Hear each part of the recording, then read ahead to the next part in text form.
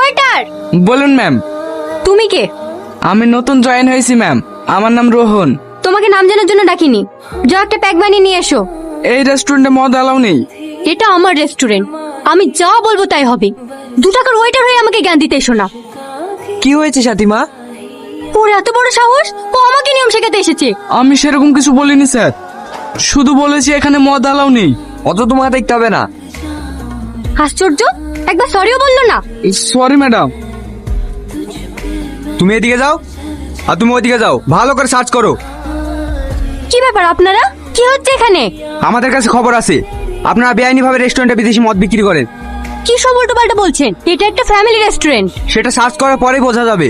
কে permission দিয়েছে আপনাকে search করার? আমি এক্ষুনি কমিশনার আঙ্কেলকে ফোন করছি। ফোন করে কোনো লাভ হবে না ম্যাডাম, আমাদের কাছে সার্চ ওয়ারেন্ট আছে।